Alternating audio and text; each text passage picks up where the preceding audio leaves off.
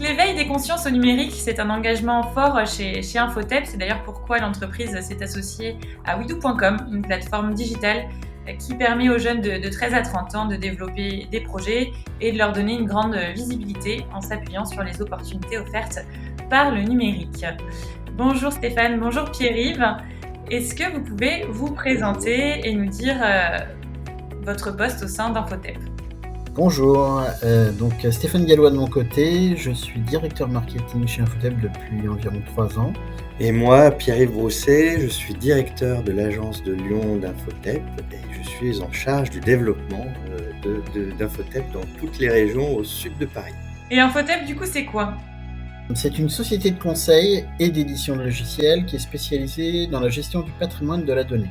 Depuis 2003 environ, on accompagne nos clients qui peuvent être des entreprises privées ou des organismes publics, avec pour objectif de leur donner une certaine maturité numérique, ou en tout cas d'éveiller leur conscience au numérique. Est-ce que vous pouvez me dire de quoi s'agit votre engagement auprès de Widoo et comment ça s'inscrit dans cette logique justement, cet engagement ? On trouvait important d'accompagner les jeunes entrepreneurs dans le domaine du numérique. On essaye de leur transmettre les bons réflexes en termes de sécurité numérique et de protection des données personnelles, le fameux RGPD. Infotep essaye d'accompagner en fait des jeunes entrepreneurs pour leur donner les bons réflexes, de leur apporter le minimum vital pour qu'ils avancent dans le domaine de l'entrepreneuriat de façon, le plus éthique possible. Est-ce que vous pouvez m'en dire un petit peu plus sur les projets que vous avez accompagnés et sur quels aspects justement vous avez pu les aider ? Alors c'est bien évidemment autour de la protection des données, on veut les sensibiliser, donc c'est le premier sujet et c'est pas forcément là où ils sont plus compétents généralement. Et de mon expérience passée, je les ai beaucoup accompagnés dans la structuration de leurs projets, dans les grandes étapes, dans les méthodes, les outils potentiels à utiliser, préparer les moments importants. Pour ma part, je les accompagne principalement dans tout ce qui est marketing produit et un peu le marketing opérationnel quand ils ne le maîtrisent pas. Donc toute la partie marketing produit, c'est ce que les gens appellent les 4 ou 7P. Puis bien évidemment, comment se structure une offre, c'est-à-dire comment on la développe, est-ce qu'on peut faire même de l'upsell, du cross-sell, est-ce qu'on la fait grandir, est-ce qu'on se positionne sur la France, sur quel marché on va, peut-être l'international, pourquoi pas.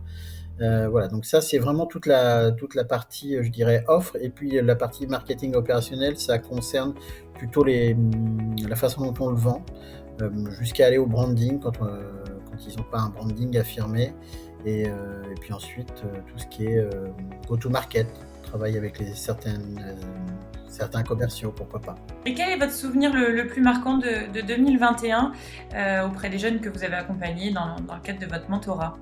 Moi, c'est plutôt en général. Globalement, c'est des rencontres très intéressantes, notamment la dernière avec des jeunes, on voit qu'ils ont des projets assez mûrs, des projets qui vont avancer. Après, selon les situations, ils ont plus ou moins le temps pour le faire avancer. Et cette volonté de vouloir faire avancer des sujets, et parfois des sujets de société. Alors de mon côté, sur les projets que j'ai encadrés, il y a eu 2 faits marquants. Le premier, c'est une entreprise qu'on a eu du mal à lancer et qui a eu du mal à démarrer et qui s'est lancée d'un seul coup, un peu en redistribuant les cartes, en s'orientant sur un autre marché un peu plus local, et qui a tellement explosé qu'ils en ont eu peur et ils ont arrêté la société. Alors ça a été assez incroyable parce que finalement, c'est des entrepreneurs qui se sont rendus compte qu'ils ne l'étaient peut-être pas autant que ça, parce qu'il fallait vraiment s'engager, travailler presque jour et nuit, au moins temporairement. Et ils ont eu peur d'engager beaucoup de personnel et en fait d'avoir les charges en fait à leur et voilà. Et au lieu d'en parler, ils sont un petit peu enfermés, alors que je pense qu'on avait des solutions alternatives. Et la deuxième, c'est un peu ce que j'appelle l'effet miroir, puisque ce sont 2 entrepreneurs qui ont pas mal de petites compétences dans mon domaine et que j'aurais bien voulu avoir à mes côtés et dont j'ai sollicité les compétences pour aller plus vite côté Adéquacy. Donc ça a été un bel échange parce que finalement ils m'ont rendu quelque part un peu ce que je leur apportais, mais sur un autre plan. Et du coup, quels sont vos objectifs pour 2022 ? L'objectif, c'est d'avoir de nouveaux projets engageants. Enfin, on s'est dit que le plus important aujourd'hui, c'était de continuer notre travail d'éveiller les consciences que l'on fait au niveau des entreprises, mais également au niveau des entreprises qu'on accompagne. Et puis peut-être d'élargir à d'autres parrains Aujourd'hui, on accompagne les entreprises sur certaines compétences, Pierre-Yves et moi de mon côté. Et aujourd'hui, on espère pouvoir transmettre d'autres compétences sur les systèmes d'information, par exemple, sur la façon de conceptualiser un logiciel.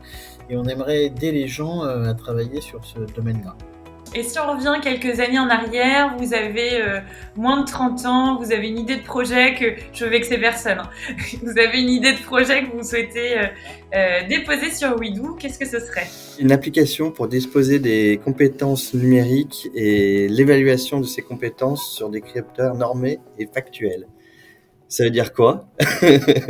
Ça veut dire une application en fait pour se dire, voilà, il existe des compétences cachées dans toutes les organisations, notamment sur le numérique où on se forme sur des plateformes diverses et variées. Et c'est de pouvoir les identifier et s'en servir à bon escient dans une organisation. Voilà. Et dernière question, vous avez un petit mot à dire à tous les jeunes qui veulent lancer des projets? Allez-y en toute conscience. Faut y aller, mais pas oublier de se poser des questions. Moi, de mon côté, je leur dirais peut-être de valider 1 ou 2 points avant de se lancer dans l'entrepreneuriat, c'est de valider l'engagement nécessaire. C'est beaucoup de temps, beaucoup d'énergie, beaucoup de créativité, d'innovation. Et créer, c'est bien, et le faire dans la durée, c'est encore mieux.